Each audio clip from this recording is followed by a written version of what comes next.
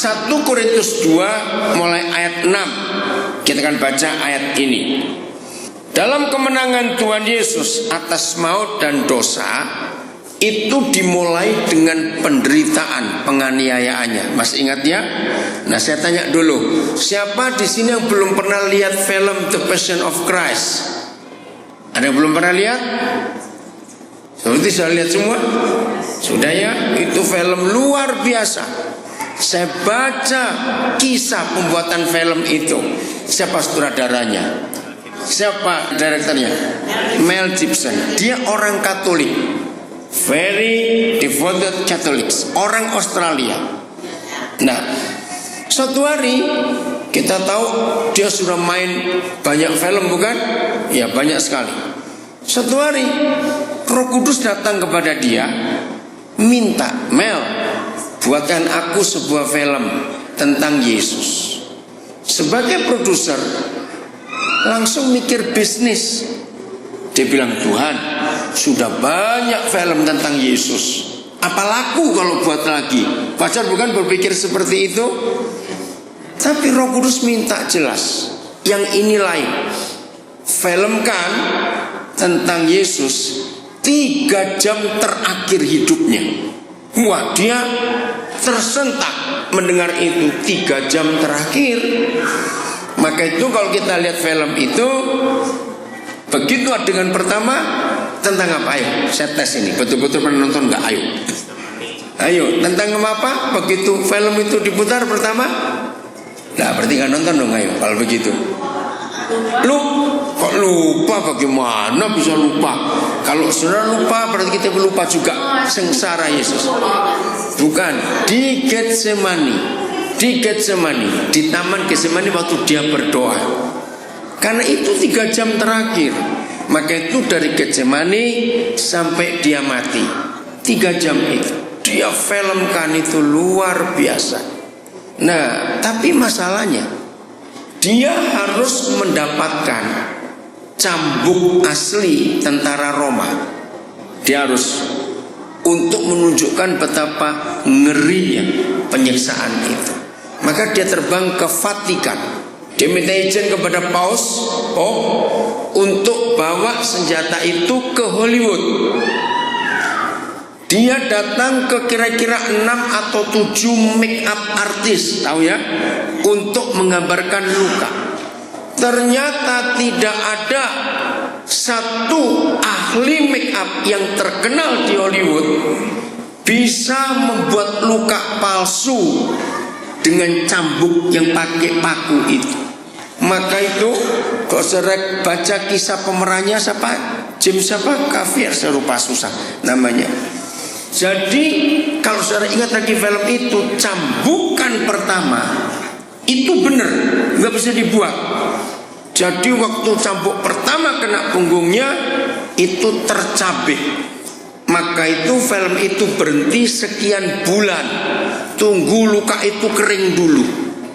Nah, dari satu luka yang benar itu lalu dimodifikasi lewat film itu. Bayangkan, ngeri sekali penderitaan yang dialami. Nah, itu kisah The Passion of Christ. Yang kita harus tahu betul-betul bagaimana penderitaan Tuhan kita Yesus. Maka itu tidak ada film lain yang menggambarkan tentang Yesus Tuhan kita kecuali film itu. Betul tidak? Sangat luar biasa. Itu sebabnya kita harus selalu mengingat bagaimana Tuhan Yesus itu menderita untuk kita. Nah, kalau kita melihat dengan betul-betul, kenapa sih dia harus menderita? Nah, di sini kita akan baca di 1 Korintus pasal 2 ya, ayat yang ke-6 mulai. 1 Korintus pasal 2 ayat yang ke-6. Udah dapat? Tolong salah seorang membaca 6, 7, 8. Ayo, yang sudah dapat tolong bacakan. 1 Korintus 2 ayat 6, 7 dan 8. Ayo, siapa saja boleh pakai mic. Nggak dengar? Pakai mikrofon bisa? Ayo maju aja, nggak apa-apa. Pakai mikrofon supaya enggak dengar, nggak akan dengar. Kasihan yang lain. Itu dia. Oke. Dengarkan ini.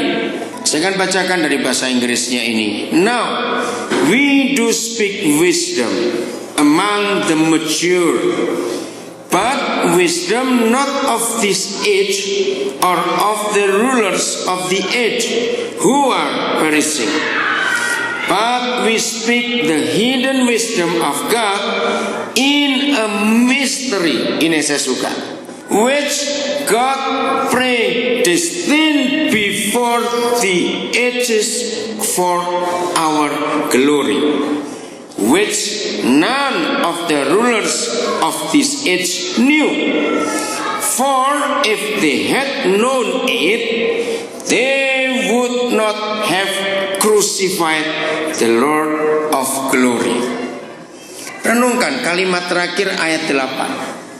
Jadi tujuan iblis menyalibkan Tuhan Yesus itu untuk mematikan dia supaya selesai, nggak ada lagi di dunia ini. Dan itu tujuan iblis membuat Yesus disalibkan. Maka itu waktu setan tahu Yesus mati, mereka buat pesta. Sebab yang memusuhi mereka mati, sudah kalah sekarang. Suatu hari saya baca bukunya Maurice Cerullo, bagus sekali, tentang bagaimana pesta setan berantakan. 3 hari 2 malam mereka pesta. Menjelang hari ketiga, pesta itu bubar. Kenapa bubar? Karena Yesus bangkit. Nah, begitu Yesus bangkit dan setan melihat, ternyata setelah kematiannya Tuhan Yesus itu jauh lebih hebat dan lebih berkuasa daripada dia sebelum mati. Betul tidak? Nah, sejak itu ayat ini muncul. Setan itu nyeselnya itu nggak habis-habis sampai hari ini. Oke, saya beri contoh. Siapa pernah ngalami kekecewaan? Saya ambil contoh-contoh ya. Nggak apa-apa, biarin aja. Nggak apa-apa. Ya. Saya ambil contoh. Siapa pernah nawar rumah? Rumahnya bagus, besar, ya. Tapi kalah cepat dengan satu orang lagi. Mungkin bedanya cuma $500 saja. Mungkin begitu. Rasanya nyesel nggak? Loh, saya tanya, rasanya nyesel nggak? Aduh, nyeselnya. Kenapa nggak diambil segitu? Atau saudara punya pengalaman apa tentang suatu penyesalan? Nah, itu bisa dirasakan sampai hari ini, penyesalan itu. Nah, penyesalan setan itu berlanjut sampai hari ini. Maka itu tiap kali orang-orang benar merayakan Paskah, merayakan kebangkitan Yesus, itu buat setan sakit hati. Kenapa? Karena mereka berkata gini, kalau gua tahu, ini bahasa Jakarta ini, kalau gua tahu ternyata orang itu lebih sakti setelah mati, tahu begitu gua nggak bunuh dia, biar dia hidup sampai tua hari ini. Bayangkan kalau Yesus nggak dibunuh kan umurnya 2000 tahun dong sampai hari ini. Setua apa dia? Ngerti ya arti ayat ini? Nah, saudara, kekristenan kita tidak boleh lepas dari yang namanya penderitaan. Kok nggak ada yang amin? Loh, dengar nggak saya ngomong ini? Oke, saya ulang. Stevie kenapa? Coba duduk dulu, nggak apa-apa Pak. Jangan panik. Ayo LPP, dengar firman ini. Oke, dengarkan.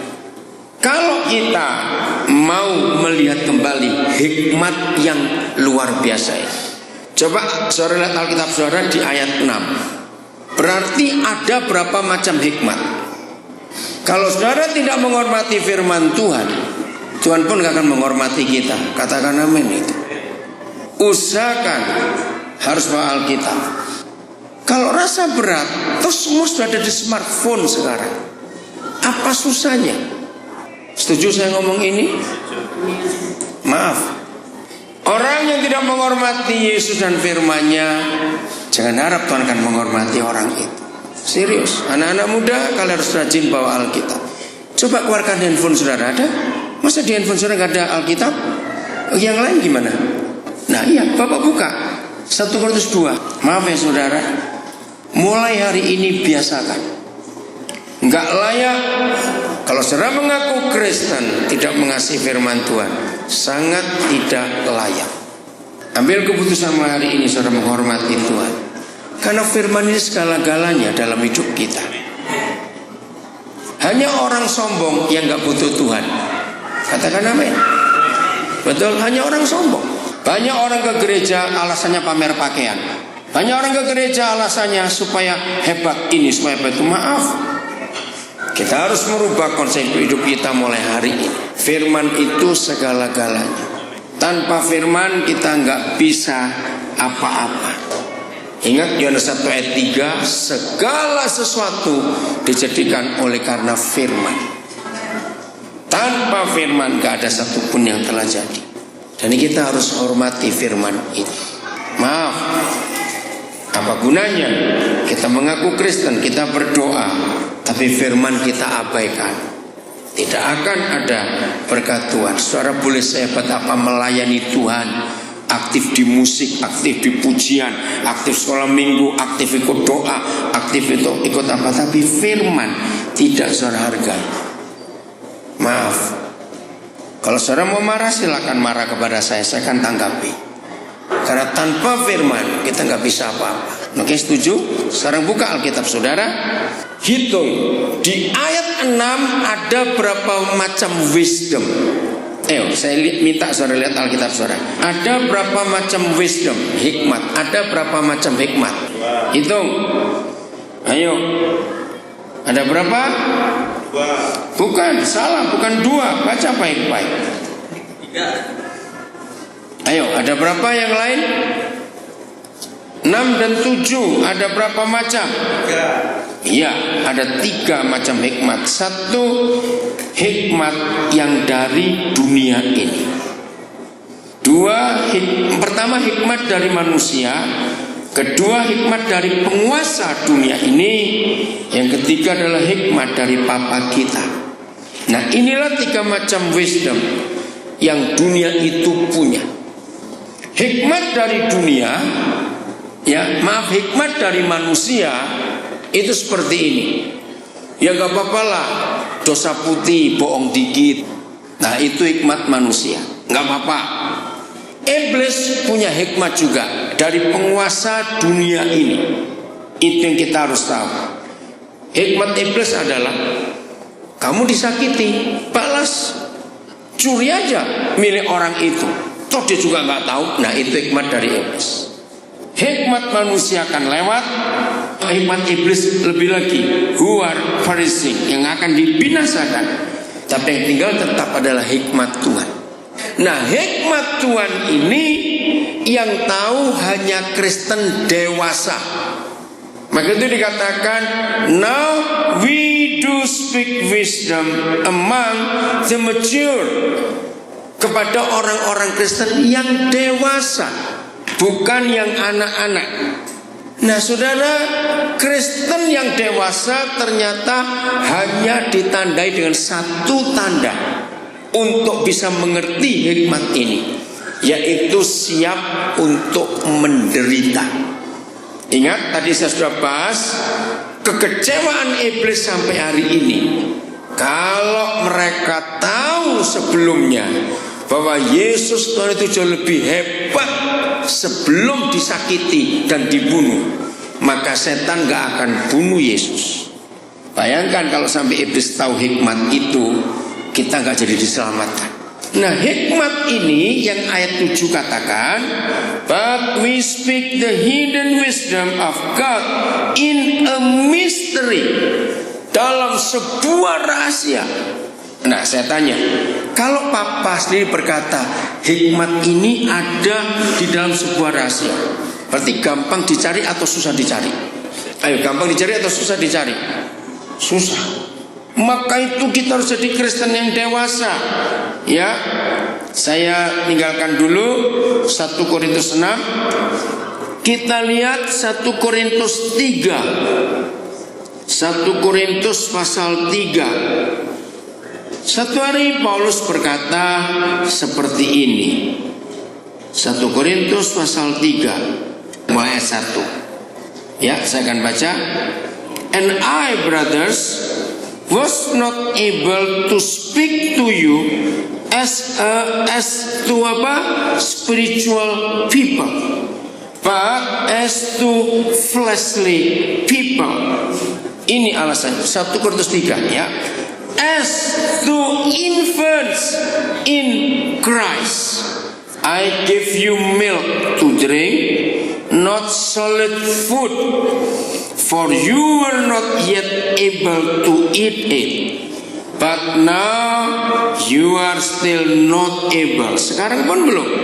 For you are still fleshly.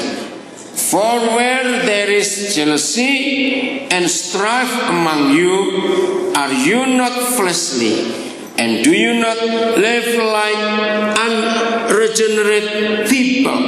Ngeri sekali kalau kita melihat ini.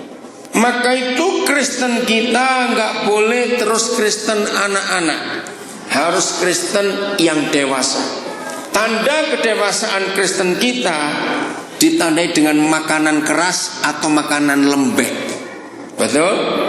Nah, kalau masih bayi, maka makanannya yang enak-enak, yang lembek, ya minum susu itu. Tapi kapan kita dewasa? Nah, di dalam kedewasaan itu, maka makanan keras yang kita harus lakukan. Suatu hari saya baca ilustrasi ini, saudara. Karena ternyata kalau Kristen Minggu rohani, maka Senin sampai Jumat duniawi. Jadi tergantung di mana tempat orang itu ada. Maka ini suatu kali ada ilustrasi menarik sekali. Satu hari ada burung-burung buat konferensi. Mereka akan milih seorang pemimpin. Burung-burung besar datang juga mau dipilih. Ada eagle dan macam-macam. Nah, ketika mereka sedang berdebat untuk milih siapa pemimpin mereka, datanglah kelelawar. Nah, sekarang pertanyaannya, kelelawar itu burung atau bukan? Lu terbang kok. Lu kan dia terbang. Orang Manado bilang paniki. Nah, ketika kelelawar merasa tersinggung, kenapa kami gak diundang ke konvensi ini? Kan kalian akan milih pemimpin. Wah, terjadi perdebatan sengit. Nah, ini dia. Kalau kita lihat wajah kelelawar, wajah apa itu? Wajah tikus. Masa nggak tahu? Kan kayak tikus dia, bukan? Tapi bersayap. Nah, dia bukan burung. Akhirnya kelelawar diusir. Tidak boleh masuk di golongan burung itu. Nah, suatu kali waktu saya baca ilustrasi itu, saya tersenyum sendiri. Maaf saudara, begitulah kalau model Kristen kita, setengah duniawi dan setengah rohani. Fleshly Christian atau infants in Christ, atau kita yang mature Christian. Yang mana? Saya beri contoh lagi. Apa yang terjadi pada satu keluarga? Maaf, ini kalau ada yang ngalami saya minta maaf, bukan bermaksud saya mengatakan tentang saudara. Apa yang terjadi pada satu keluarga? Punya anak yang cacat, umur sudah 23 tahun lagi, tapi masih seperti anak umur 5 tahun. 23 tahun masih minta dimandiin, gak bisa mandi sendiri, minta disuap, mainannya masih mobil-mobilan, ngeng gitu. Kira-kira orang tua senang gak punya anak seperti itu? Maafkan saya. Saya tanya, senang tidak? Gak ada. Begitu pula Papa di surga. Kalau Kristen kita dari tahun ke tahun tidak maju-maju. Saya kenal di sini ada beberapa orang Surabaya. Kalau saya tanya orang Surabaya ini, Bapak, Ibu, kapan jadi Kristen? Wah, saya lupa. Pokoknya Tugu Pahlawan belum dibangun. Ayo, siapa tahu Tugu Pahlawan dibangun tahun berapa? Tahun 61 sudah. Kalau Kristennya sebelum tahun 61 sampai sekarang nggak gede-gede, masih minum susu terus, sedih nggak? Sedih. Maka itu ayo kita belajar untuk menikmati makanan keras dari Tuhan Yesus. Katakan amin. supaya kita jadi dewasa. Nah, itu sebabnya makanan keras harus jadi makanan kita. Katakan amin. Makanan keras harus jadi makanan kita. Kalau tidak, kita nggak akan dewasa. Saya cuma tanya, jangan saudara marah. Kita kan melihat kebenaran ini, saudara, sungguh-sungguh sebagai kerinduan Papa di surga untuk kita semuanya, supaya kehidupan kita ini betul-betul bisa menyenangkan Dia. Katakan amin. Untuk segala hal, kalau kita bisa mengerti kehendak Papa. Ya, saya beri contoh lagi. Sebagai orang tua, kita sedih nggak kalau anak kita sudah umur 20 tahun lebih kerjaannya minta duit terus pada papa mamanya? Sedih tidak? Sedih. Salahnya orang tua kalau anak saya segede itu terus diberi kalau minta, nggak suruh kerja. Maaf. Kira-kira di dalam gereja lebih banyak anak-anak Tuhan yang suka minta, kalau doanya itu cuma minta ini minta itu kepada Tuhan, atau kita sudah dewasa? Betul? Banyak nggak yang Kristen minta terus kerjaannya? Banyak. Ya, untung Tuhan nggak bosanan kayak saya. Kalau Tuhan kayak saya habisin semua. Sudah gede nggak tahu diri, minta terus. Maaf. Nah, saudara, anak yang sudah dewasa akan direspek oleh orang tuanya. Kalau suatu hari anak itu tanya begini pada papanya atau mamanya, "Pa, Ma, apa yang kami bisa bantu untuk bisnis papa ini?" Amin. Kalau saudara punya anak sudah dewasa mengatakan begitu, senang atau tidak? Senang. Pasti senang. Ada beberapa tanda kekanak-kanaan. Nomor satu ini tadi, minta terus kerjaan. Coba ya, mulai hari ini periksa. Kalau saudara berdoa, itu berapa persen isinya minta, berapa persen isinya bersyukur, berterima kasih, berapa persen isinya tanya, Tuhan apa kehendak-Mu untuk aku yang aku harus kerjakan untuk pekerjaanmu di dunia. Cek, harus kita cek. Hal yang kedua, tanda Kristen anak-anak, yaitu kalau saya bilang itu Kristen kelelawar. Ingat terus saudara, kelelawar gak bisa masuk surga, karena bukan burung, bukan tikus. Iya toh, bingung. Nah, Kristennya setengah-setengah, setengah duniawi, setengah rohani, gak bisa masuk surga juga. Kalau Sabtu Minggu Kristen, Senin sampai Jumat keseretan, bahasa Jawa bilang gitu. Jangan, kita harus sungguh-sungguh menjadi anak Tuhan yang benar. Oke, tanda yang kedua kalau masih anak-anak. Anak-anak suka ngambek atau tidak? Jawab, saya tanya kok. Anak-anak suka ngambek atau tidak? Suka sekali. Nah, seperti itu Kristen suka ngambek. Banyak atau sedikit orang Kristen suka ngambek? Banyak. Iya loh, kok cuma satu yang jawab? Banyak atau sedikit yang suka ngambek? Banyak. Nah, kalau pendeta suka nganggap itu anak-anak.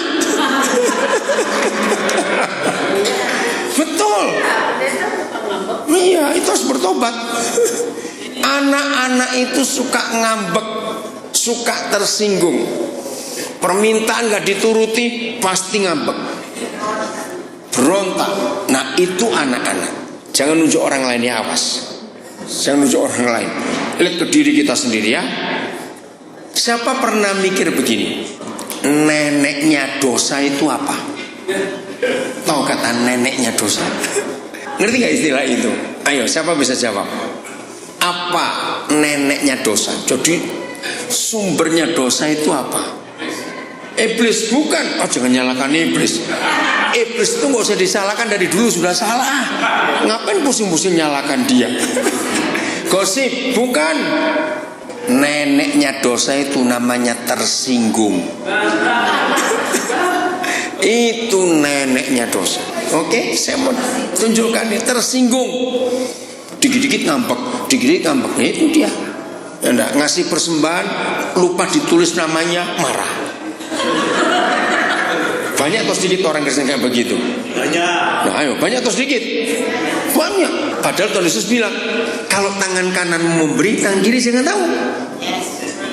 Kenapa kalau memberi harus dipamer-pamerkan? Ngerti gak maksud itu?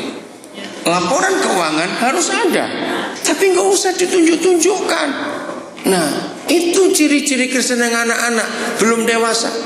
Dalam kebaktian ada potluck, begitu pulang, loh kok masakanku masih ada, ngambek lagi. Kok gak ada yang makan nih? Banyak atau sedikit? Ayo, maaf. Saudara, ternyata banyak Kristen yang anak-anak ngambek aja kerjaannya. Buat dekorasi, dipinggirkan. Lu mana dekorasi itu? Enggak ada tadi. Nah, tersinggung lagi, ngambek lagi. Ini yang membuat surga itu sedih. Kapan kita ini dewasa? Amin. Kita harus siap dengan makanan keras. Nggak boleh jadi anak-anak lagi. Lihat, pokoknya semua dosa itu dimulai dengan tersinggung. Orang merendahkan. Ya contoh kecil aja. Loh, kamu tuh nggak ngerokok? Tidak. Wah, cowok apa? Nah gitu. Tersinggung nggak? Akhirnya ngerokok. Nah, kamu sudah segede ini, masa nggak tahu itu? Wah, semua itu dimulai dengan tersinggung. Tahu bagaimana caranya ngetes kita masih tersinggung atau tidak? Ayo, siapa bisa jawab? Bagaimana cara mengetes diri sendiri? Aku sudah dewasa atau masih anak-anak? Masih ada tersinggung atau tidak? Ayo cepat. Kalau saudara belum tahu, berarti masih anak-anak semua. Karena belum pernah dites. Saya bisa jawab karena saya pernah dites. Ayo, apa tesnya? Untuk membuktikan bahwa kita sudah tidak tersinggung lagi, bukan anak-anak lagi. Perlu disakiti. Dan itulah yang iblis menyesal. Mengapa kami menyakiti Yesus, membunuh Yesus? Kalau kami tahu Yesus lebih dahsyat setelah dia mati, biarkan aja hidup terus, gak usah diganggu. Maka itu Paskah itu, setiap kali kita memperingati Paskah, itu membuat iblis sakit hati, saudara. Karena mereka marah, ternyata orang ini lebih hebat setelah dia mati. Maka itu di banyak ayat Alkitab, khususnya surat-surat Paulus, mati, hidupmu mati, betul? Aku telah mati, banyak itu. Oke, coba buka Kolose 3 ayat 3. Kolose 3 ayat 3. Ibu yang baju hitam di belakang terjemahan apa? Indonesia, Inggris? Indonesia. Tolong bacakan Kolose 3 ayat 3. Kalimat pertama aja, gak usah seluruh ayat. Kata ini bagus sekali. Kolose 3 ayat 3. Udah? Kalimat pertama, Bu. Iya, tutup, cukup. Sebab kita telah apa? Mati. Betul? Loh, mati betul? Nah, coba kata kamu ganti nama kita sendiri. Lu ada yang lupa namanya? Jangan sampai. Ingat kalimatnya pendek. Sebab kamu telah mati. Kita ganti. Contohnya saya. Sebab Daniel telah mati. Masing-masing. Ayo semua. 1. Pak ikuti juga Pak ya Pak. Siapa namanya? Ayo semua yang ngomong. 1, 2, 3. Sebab Daniel. Ayo ngomong. Ulang. Ada yang belum ngomong. Saya nggak mau. Ayo.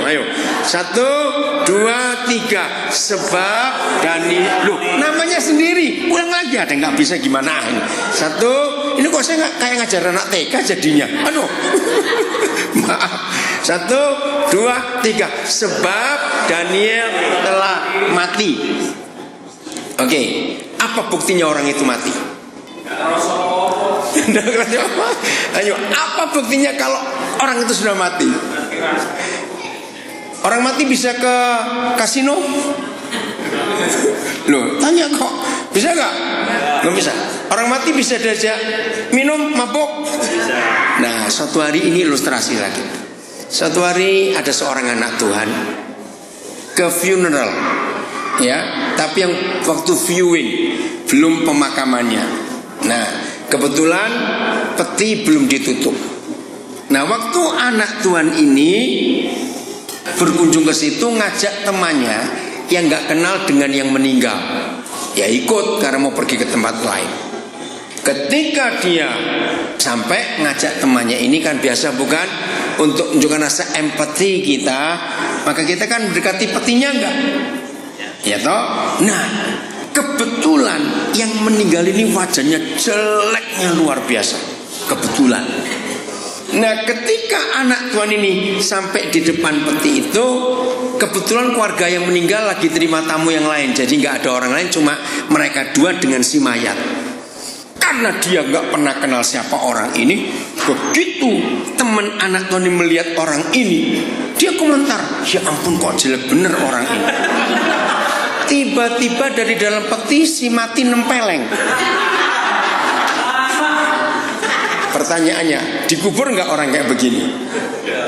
Loh, sudah mati atau belum? Loh, kok tahu belum mati? Sudah di dalam peti kok belum mati gimana? Ayo jawab. Loh, kenapa? Kan sudah di dalam peti. Tersinggung. Nah, masih tersinggung. Jadi kalau saudara masih bisa tersinggung, itu belum mati. Siap disinggung? Siap. Kok kamu pakai alis miring-miring? Itu alismu. Ya ampun, bajumu gak matching dengan celanamu. Masa kamu buta warna? Saudara, kalau kita masih bisa tersinggung, berarti masih Kristen apa? Anak-anak, infants in Christ. Aduh, gak enak betul kata itu. Jadi tanda pertama apa tadi? Gak boleh suka ngambek. Yang suka ngambek pasti anak-anak. Yang kedua, gak boleh suka tersinggung. Hanya ada dua hal yang membuat orang itu nggak bisa tersinggung. Satu, dia sudah mati. Dua, dia tuli. Betul. Orang tuli itu nggak bisa tersinggung. Orang tuli ngomongin apa saja, apa nggak dengar. Nah, ini yang Tuhan cari dalam hidup Kristen kita. Amin. Kristen yang dewasa, yang mengerti kehendak Bapa. Ibu, mikrofon masih di situ? Ya, Efesus 5:17. Ya, Efesus 5:17. Lihat apa yang Papa mau untuk hidup kita. Efesus 5 ayat 17. Silakan. Ya, tunggu ya, kita lihat dulu. Efesus 5 ayat 17. Ya, silakan dibaca dulu. Dengarkan ya. Sebab itu janganlah kamu bodoh, tapi usahakanlah supaya kamu mengerti. Janganlah kamu bodoh. Ternyata orang bodoh bagi Tuhan bukan orang gak sekolah. Orang bodoh bagi Tuhan bukan yang gak bisa ngitung duit, bukan. Orang bodoh bagi Tuhan bukan yang gak bisa baca tulis, tidak. Profesor sekalipun akan jadi bodoh di hadapan Tuhan kalau dia nggak ngerti kehendak Tuhan. Itu orang bodoh. Anak-anak bisa ngerti kehendak papanya belum? Ayo, anak-anak bisa ngerti kehendak papanya nggak? Anak-anak belum. Nggak bisa. Tapi kalau sudah dewasa akan ngerti. Kekristenan kita itu ditandai dengan berusaha mengerti kehendak Papa. Ibu-ibu yang jaga anak sambil dengar ya. Oke, makasih. Saya ulangi lagi, kekristenan kita itu bukan dinilai berapa jam kita doa sehari, berapa hari berpuasa dalam seminggu. Bukan. Maka itu jangan saingan. Kamu doa berapa jam sehari? Aduh, aku cuma 1,5 jam, kalah aku 3 jam. Yang lain, berapa 3 jam, kalah aku 6 jam. Wah, bukan itu, setuju? Bukan. Tapi ditandai ngerti nggak kehendak Tuhan itu untuk apa dalam hidup kita. Kita ini harus bagaimana cari kehendak. Oke, saya ngomong kedewasaan dalam hidup sehari-hari. Jangan ngukur orang itu dewasa dari kumisnya atau dari ubannya. Setuju? Setuju. Betul enggak? Kenapa kok tertawa? Betul tidak saudara? Jangan. Lalu kedewasaan diukur dari apanya? Ayo kalau kita ngomong dewasa, mature, apa yang kita menentukan orang itu dewasa, orang itu mature? Bukan tahu. Bukan. Wise, hampir betul. Mengerti. Tanggung jawab. Loh betul enggak? Responsibility. Diberi tanggung jawab kecil maupun besar, dia bisa ngerjakan. Ini yang mengukur ukuran kita dewasa atau tidak adalah tanggung jawab. Dan Alkitab berkata, kapan Adam dikawinkan oleh Tuhan dan kapan Yusuf juga dikawinkan oleh Tuhan? Jawabannya setelah mereka bisa bertanggung jawab atas apa yang Tuhan suruh. Kapan Adam menikah? Setelah semua taman itu dia kelola dan binatang-binatang diberi nama, baru dia menikah. Kapan Yusuf menikah? Setelah visi yang Tuhan berikan tercapai dan Tuhan kirimkan jodoh untuk dia. Jadi bukan masalah umur. Banyak enggak dalam keluarga, biasanya keluarga Tionghoa dan keluarga Batak yang saya pernah temukan ini, anak laki pertama yang dimanja oleh orang tuanya, sudah kawin pun masih ganggu orang tuanya. Betul atau tidak? Banyak tidak? Nah, karena apa? Enggak diberi tanggung jawab. Ini yang kita harus tahu. Jim, ya, you are very good batik. Yeah, coba berdiri tepuk tangan buat Jim. Wow, you look different. Saudara, jadi tanggung jawab itu mutlak untuk jadi ukuran buat kita semuanya. Katakan amin. Nah, selama kita jadi Kristen, berapa kali Tuhan berikan kita tanggung jawab, kita kerjakan baik atau tidak? Banyak orang ingin mengerjakan sesuatu dengan baik kalau dilihat orang. Betul tak? Banyak gak seperti itu? Nah, ini anak-anak. Jadi kita harus jadi Kristen yang dewasa, yang betul-betul siap menerima semua tanggung jawab yang Tuhan berikan buat kita. Mau berubah mulai hari ini? Ya kalau enggak ya anak-anak terus gitu aja sudah. Betul? Masa sudah ubanan, jenggotan, masih mobil-mobilan, ya ampun. Nggak lucu itu. Ayat terakhir, untuk menunjukkan bagaimana kita ini orang-orang Kristen yang dewasa. Oke? Kita buka Galatia 2 ayat 20. Tolong Ibu baca lagi karena mikrofon saya di situ nggak pindah-pindah. Galatia 2:20. Luar biasa konsep yang Tuhan berikan. Galatia 2:20. Namun aku hidup dan aku lagi sendiri yang hidup, melainkan Kristus yang hidup dalam aku.